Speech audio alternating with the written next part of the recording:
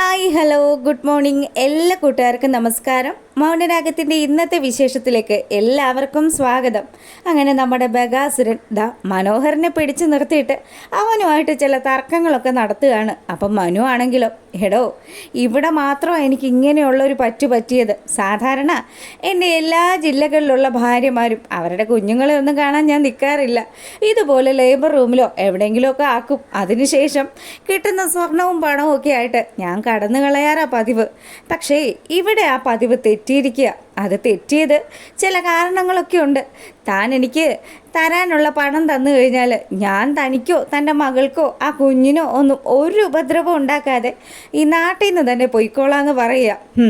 എൻ്റെ മോളുടെ ജീവിതം നശിപ്പിച്ചിട്ട് അവസാനം അവൻ എന്നോട് കണക്ക് പറയാൻ വന്നിരിക്കുകയാണെന്നൊക്കെ പറഞ്ഞ് രാഹുൽ മനുവിൻ്റെ അടുത്ത് തട്ടിക്കയറുന്നുണ്ടെങ്കിലും മനോഹരൻ നല്ല മനോഹരമായിട്ട് സംസാരിച്ച് നമ്മുടെ രാഹുലിനെ ഇരുത്തുകയാണ്. എടോ, തന്നോട് ഞാൻ നേരത്തെ പറഞ്ഞു കഴുതപ്പുലിയുടെ കാര്യം. ഏകദേശം തൻ്റെ ജീവിതം അങ്ങനെയൊക്കെ തന്നെയാണ്. ഏറ്റവും വലിയ ചതിയനായിട്ടുള്ള താനാണ് എൻ്റെ അടുത്ത് ഇങ്ങനെയൊക്കെ സംസാരിച്ച് പോകുന്നത്. എന്തായാലും തന്നോട് സംസാരിക്കാനൊന്നും എനിക്ക് താല്പര്യമില്ലടോ എന്നും പറഞ്ഞ് അവൻ അവിടെ നിന്ന് പോവുക. പിന്നീട് നമ്മളെ കാണിക്കുന്നത് നമ്മുടെ മൂങ്ങാ മുത്തശ്ശിയുടെ ഒപ്പം ഇരുന്ന് കിനാവുകളൊക്കെ കാണുന്ന പ്രകാശനെയാണ് കേട്ടോ. പ്രകാശൻ ഭയങ്കരമായിട്ടിരുന്ന് ഇങ്ങനെ ചിന്തിക്കുക, എൻ്റെ ഭാവി വധുവായിട്ടുള്ള മഹ എങ്ങനെയായിരിക്കും ഇരിക്കുന്നത്, അവൾ സുന്ദരിയായിരിക്കുമോ? എടാ മോനെ, നീ എന്ത് ഇതിനു വേണ്ടി ആലോചിക്കുന്നതെന്ന് ചോദിച്ച് നമ്മുടെ മൂങ്ങ കാര്യങ്ങൾ അന്വേഷിക്കുമ്പം, അമ്മേ കല്യാണത്തിന് ഇനി അധിക ദിവസം ഇല്ലല്ലോ, ഞാൻ ഇതുവരെ മഹാലക്ഷ്മിയുടെ മുഖം കണ്ടിട്ടുമില്ല, എങ്ങനെയായിരിക്കും, സുന്ദരിയായിരിക്കും എന്നൊക്കെ ഞാൻ ആലോചിക്കുമായിരുന്നു. കൊള്ളാം, കണ്ടോ കിനാവുകളൊക്കെ കണ്ടോ, അവളെന്തായാലും സുന്ദരിയായിരിക്കും മോനെ. അല്ലമ്മേ, നമ്മൾ ഡ്രസ്സ് എടുക്കാനുള്ള കാര്യങ്ങളൊക്കെ സെറ്റ് ചെയ്ത് വെച്ചിരിക്കുകയല്ലേ, അപ്പോൾ പോകുന്ന സമയത്ത് മഹാലക്ഷ്മിക്ക് ചേരുന്ന കളറായിരിക്കണമല്ലോ തിരഞ്ഞെടുക്കേണ്ടത്. അതൊക്കെ ശരി തന്നെയാണ്. കാർത്തിക മോളുടെ അമ്മ കാർത്തികയെ പോലെ തന്നെ സുന്ദരിയായിരിക്കുമെന്ന് മൂങ്ങ പറയുന്ന സമയത്ത് കാർത്തിക അങ്ങോട്ട് വരികയാണ്. കാർത്തികയോട് അമ്മ കാര്യങ്ങളൊക്കെ പറയുമ്പം, എൻ്റെ അമ്മ നല്ല സുന്ദരിയാണ്, എന്നെക്കാട്ടിലും നിറവുണ്ട്, ഭംഗിയുണ്ട്, പിന്നെ 40-40 വയസ്സൊക്കെ തോന്നിക്കുള്ളൂ. അതിപ്പോൾ മോളെ എൻ്റെ പ്രകാശനെ കണ്ടാലും അത്രയൊക്കെയല്ലേ തോന്നുള്ളൂ എന്നും പറഞ്ഞ് മൂങ്ങ മുത്തശ്ശി കാർത്തികയോട് സംസാരിക്കുക. എന്തായാലും എല്ലാവരും റെഡിയായി നിൽക്ക്, ഞാനും കൂടി വരാം, വന്നിട്ട് നമുക്ക് പർച്ചേസ് ചെയ്യാം. അല്ല മോളെ, 4-5 സാരിയെങ്കിലും എടുക്കേണ്ടി വരികയല്ലേ?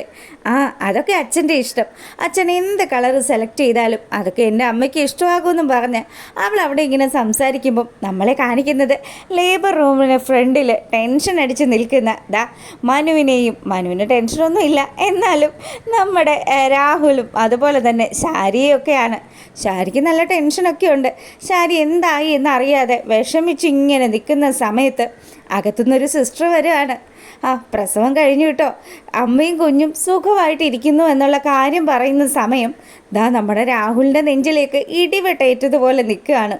പുള്ളിക്കാരൻ പ്രതീക്ഷിച്ച കാര്യമല്ലല്ലോ കേൾക്കുന്നത്.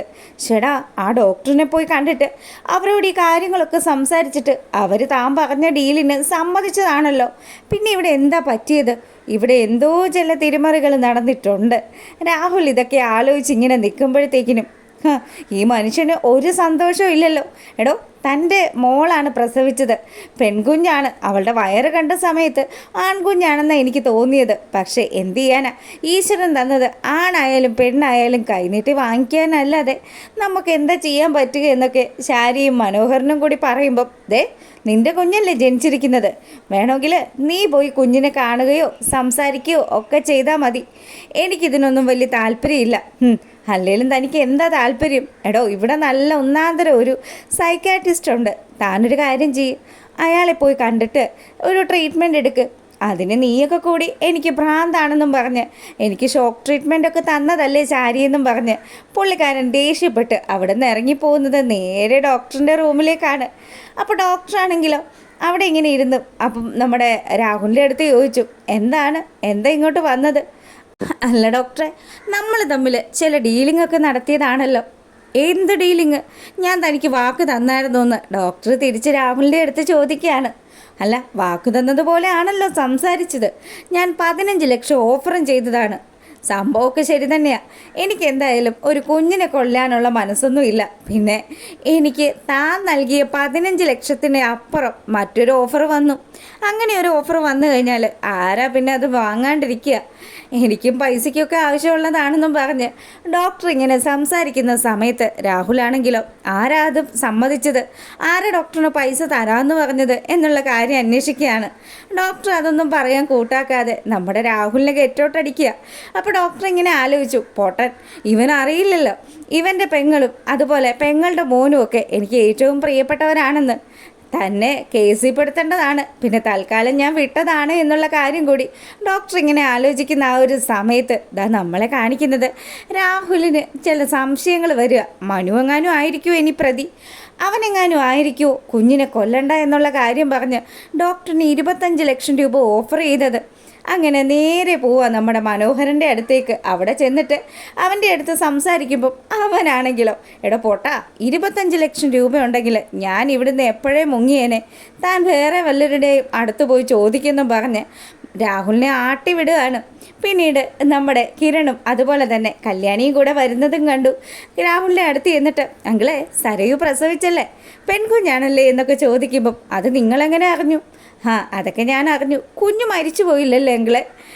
കുഞ്ഞിനെ കൊല്ലാൻ വേണ്ടി അങ്കിള് 15 ലക്ഷം രൂപ ഓഫർ ചെയ്ത കാര്യമൊക്കെ ഞങ്ങൾ അറിഞ്ഞായിരുന്നു. പക്ഷേ അങ്കിള് നൽകിയ ആ 15 ലക്ഷം രൂപ അതിൻ്റെ അപ്പുറം 25 ലക്ഷം രൂപ ഞാൻ ആ ഡോക്ടറിന് നൽകിയിട്ടാണ് ഇന്ന് ആ കുഞ്ഞ് ജീവനോട് കൂടി ഇരിക്കുന്നത് എന്നുള്ള കാര്യം നമ്മുടെ കിരൺ പറയുന്ന സമയത്ത് ശരിക്കും പറഞ്ഞാൽ പണി ഏത് വഴിക്കാണ് വന്നതെന്ന് രാഹുലിന് മനസ്സിലാകുകയാണ്. അങ്ങനെ ടെൻഷൻ അടിച്ച് രാഹുൽ ദേഷ്യത്തോടു കൂടി നമ്മുടെ കിരണിനെ നോക്കുന്നത് കാണിച്ചുകൊണ്ടാണ് ഇന്നത്തെ വിശേഷം അവസാനിക്കുന്നത്. അപ്പോൾ ഇഷ്ടപ്പെട്ടിട്ടുണ്ടെങ്കിൽ ആദ്യം തന്നെ ഒന്ന് ലൈക്ക് ചെയ്യാൻ ആരും മറക്കരുത് കേട്ടോ.